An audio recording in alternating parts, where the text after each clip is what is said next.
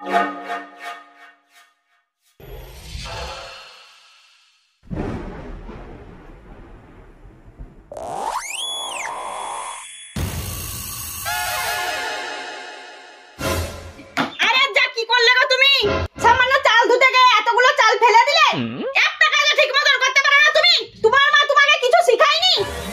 আমি কি ইচ্ছা করে চালগুলা ফেললাম বলেন? পানিটা ছাড়তে গিয়ে পড়ে গেল।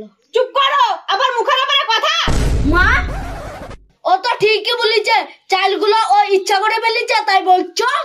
এই চুপ কর, একবারে বউ পাগলা হয়ে গেছিস নাকি তুই? তোর বউ কাজ না পারলে আমাকে শিখাতে হবে না? আরে তা শিখাও না গো, শিখাও না। কে মানা করেছে তোমাকে শিখাইতে? বাড়ির বউ সংসারে কাজ যদি না করতে পারে তাহলে তো তোমাকেই শিখাইতে হবে, কিন্তু ওইভাবে না শিখি একটু ঠান্ডা মেজাজে তো শিখাইতে পারো। আমি তো ঠান্ডা ভাবে বললাম, মেজাজ কখন দেখালাম? আমি কথা বললেই মেজাজ দেখানো হয়ে যায় না? হ্যাঁ হ্যাঁ, তুমি মেজাজই দেখাও বৌমাকে। তুমি ওইভাবে কথাটা না বলি এইভাবে বলতে পারো, কিন্তু বৌমা চালটা ধোবার সময় একটু খেয়াল করে ধোবা যেন না পড়ে। চাল ফেলা অশুভ কাজ, তবে তো বৌমা বলবে যে আমার শাশুড়ি খুব ভালো মানুষ, আমার কোনো ভুল হলে রাগ করে না, ভালো করে বুঝায়।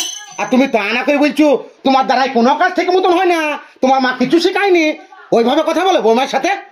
নিজের মেয়ের সংসারটা তো ভেঙেছ, আবার পরের মেয়ের সংসারটাও ভাঙার চেষ্টা করছো। হ্যাঁ হ্যাঁ, সব আমারই দোষ। হ্যাঁ হ্যাঁ, তোমারই দোষ। কত কষ্ট করে এই মেয়েটার আমি বিয়ে দিয়েছিলাম, শুধু তোমার কারণে, তোমার এই মেজাজ গরমের কারণে মেয়েটা আজ দিবস হয়ে ঘরে পড়ে আছে। আবার ওই পরের মেয়েটার অবস্থাও তোমার মেয়ের মতন অবস্থা করে ছাড়বা তুমি। এই কোনো সময় আছে সুধরে যাও, নাহলে পাপে ডুবি মরবা। মা, আব্বা ঠিকই বলছি, আমার ডিভোর্স হয়েছে শুধুমাত্র তোমার মেজাজ গরমের কারণেই। আমার শ্বশুর শাশুড়ি, আমার স্বামী আমাকে খুবই ভালোবাসতো, আর তুমি আমার শ্বশুর শাশুড়ি এই বাড়িতে বেড়াতে আসলে খালি অপমান করতা, আর সেই কারণে আমার ডিভোর্স হয়ে গেছে। বুবু, আমার মা বাবা বলে আমার শাশুড়ি খুব মেজাজি। আরে আমি তো মাকে কথাই বলতে পারিনি, কথা বলতে গেলে তেলে আগুনে জ্বলে। লাও শুনো, তোমার ছেলের মুখ থেকেই শুনো, আবার তোমার মেয়ের মুখ থেকেও শুনো, আবার তোমার বৌমায়ের মুখ থেকেও শুনো যে তোমার মেজাজ গরমটা তুমি নিজেকে মানতে চাও না যে তুমি মেজাজি। ঠিক আছে, আমি যখন সব দোষের গুড়া, তাহলে তুমি তোমার ছেলে মেয়েকে নিয়ে আর বৌমাকে নিয়ে থাকো, আমি চললাম। এই শুনো, তোমাকে কোথাও যেতে হবে না, আমি বাড়ি ছেড়ে পালাচ্ছি। যত অশান্তি আমার লেগে হয়েছে, তোমরা যা মতো করো গা। আব্বা শুনো, তোমাকে তো যেতে হবে না, আমি আমার বউকে নিয়ে বাড়ি ছেড়ে চলে গেছি।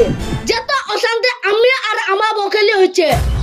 না, তোদেরকে কাউকে কোথাও যেতে হবে না, আমি এই বাড়ি ছেড়ে চলে গেছি। এই সংসারে যত অশান্তি সব আমাকে নিয়ে হচ্ছে। লাও শুনো, সবারই মুখ থেকেই শুনো, এখনো পর্যন্ত তুমি নিজেকে দোষী মনে করো না। তুমি জানো এই পৃথিবীতে যত মেয়ে ডিভোর্স হয়ে বাপের বাড়িতে পড়ে আছে তার 90% দায়ী মেয়ের মারা। সত্যি তোমরা বেকা হাড়ের তৈরি, তোমরা মেয়ে মানুষ হয়ে আর একটা মেয়ের হিংসা করো। তোমরা নিজের সংসারে তো অশান্তি করোই, আমার পাশের বাড়ি কেউ ছাড়ো না। তোমরা নিজের মেয়েকে কুবুদ্ধি শিখাও আর পরের মেয়েকে ঘৃণা করো। তোমরা নিজের স্বামীর পর্যন্ত হিংসা করো, আবার বাপের বাড়ির প্রশংসা করো। দেখো, এইসব অশান্তি না করে নিজেকে একটু সামনে চলার চেষ্টা করো, তারপর দেখবা নিজের ছেলেতে, নিজের মেয়েতে, তোমার বৌমা সবাই তোমাকে ভালোবাসবে, প্রতিবেশীরাও তোমাকে ভালোবাসবে। চোরা বেটা মাঠে চো, ওর সাথে কথা বলি কোনো লাভ হবে না। বৌমা, তোমার শাশুড়ি যেটা বলবি সেটাই শুনবা, রাগ করবা না। হ্যাঁ মা, ঘরে যা, চো। এ দাঁড়াও, শুনো, তুমি আমাকে আর ছোট করো না। তুমি তো জানোই আমার একটু রাগ বেশি, আস্তে কথা বলতে পারি না, তাই বলে কি আমি খারাপ বলো? কে বলছি তুমি আস্তে কথা বলতে পারো না? এই তো খুব সুন্দর ভাবে কথা বলছো। প্রত্যেকটা মানুষেরই রাগ কম বেশি থাকে, তাই বলি সবসময় মানুষের সাথে রাগ করে কথা বলতে হবে? তুমি কোনো সময় দেখিছো রাগের মাথায় যে সিদ্ধান্তটা লিছো সেটা কোনোদিন সঠিক হওয়া?